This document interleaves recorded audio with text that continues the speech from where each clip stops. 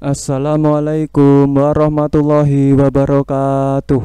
Apa kabar anak-anak? Berjumpa lagi dengan Pak Fajrin Maulana dalam mata pelajaran Pendidikan Agama Islam dan Budi Pekerti kelas 3 semester 1. Baiklah anak-anak, mengawali pertemuan hari ini, marilah kita berdoa kepada Allah supaya kegiatan pembelajaran hari ini dapat berjalan dengan lancar dan kita semua dapat mengambil manfaatnya. Mari anak-anak kita berdoa. A'udzu billahi minasyaitonir rajim. Bismillahirrahmanirrahim. Raditu billahi rabba wa bil islami dina wa bi Muhammadin nabiyya wa rasula. Rabbi zidni ilma warzuqni fahma. Amin. Baiklah anak-anak, pada pertemuan hari ini kita akan mempelajari materi dengan judul tanggung jawab. Pak Fajrin ulangi, tanggung jawab.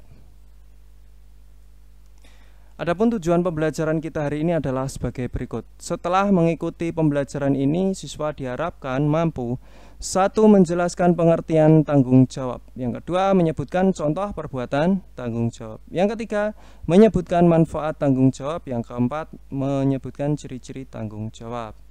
Nah anak-anak, sebelum Pak Fajrin melanjutkan materi, Pak Fajrin ingin mengajukan beberapa pertanyaan kepada anak-anak sekalian, supaya anak-anak sekalian terangsang untuk berpikir dan kemudian fokus dalam mendengarkan materi yang disampaikan oleh Pak Fajrin. Pertanyaan pertama, apa itu tanggung jawab? Yang kedua, seperti apa contoh perbuatan yang mencerminkan tanggung jawab? Kemudian, bagaimana ciri-ciri orang yang bertanggung jawab? Selanjutnya, apa saja manfaat yang dapat kita ambil dari bersikap tanggung jawab? Nah anak-anak, marilah kita bahas pertanyaan tersebut satu per satu.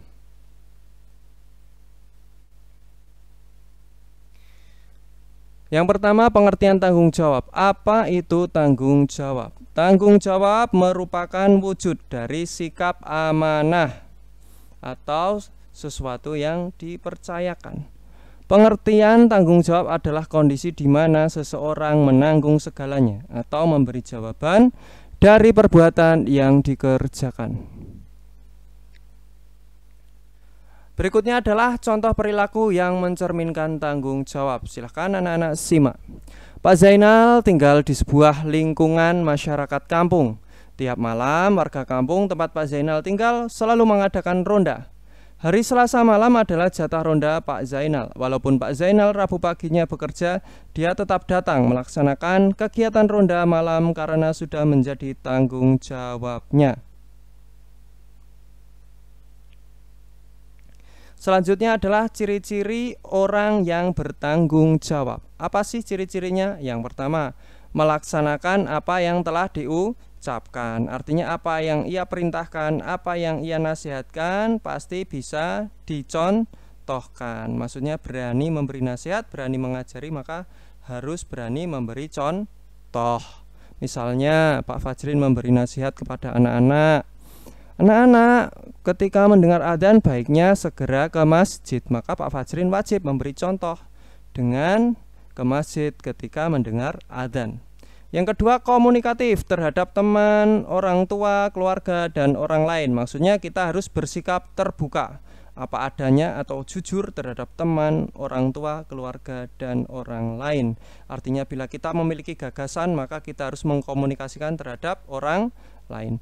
Baik, kemudian yang ketiga, memiliki jiwa melayani dengan sepenuh hati. Maksudnya apa? Maksudnya kita harus melaksanakan tugas yang diamanatkan kepada kita dengan tulus dan ikhlas.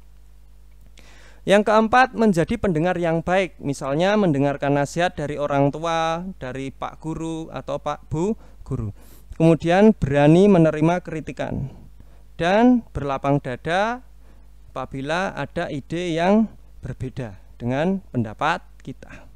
Yang kelima, berani meminta maaf sekaligus menanggung beban atas kesalahan yang dilakukannya. Apabila melakukan suatu perbuatan, maka kita harus berani mengambil resiko. Yang keenam, peduli terhadap kondisi orang lain. Maksudnya orang yang bertanggung jawab pasti peka terhadap keadaan orang lain. Misalnya teman kita membutuhkan pertolongan, maka kita harus segera memberi pertolongan. Kemudian manfaat tanggung jawab. Yang pertama, dihormati orang lain karena tanggung jawabnya. Maksudnya orang yang terbiasa bertanggung jawab maka akan disegani orang lain. Yang kedua, mendapatkan jalan menuju kesuksesan. Jadi jalan menuju kesuksesan akan terbuka lebar apabila kita terbiasa bertanggung jawab.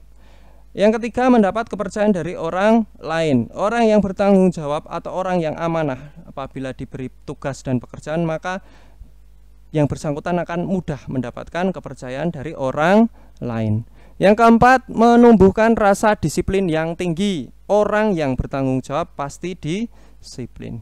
Yang kelima, menjadi lebih menghargai waktu. Waktu bagi orang yang bertanggung jawab adalah sangat berharga, sehingga orang yang bertanggung jawab itu biasanya bersegera dalam melakukan kebaikan karena waktu merupakan sesuatu yang berharga.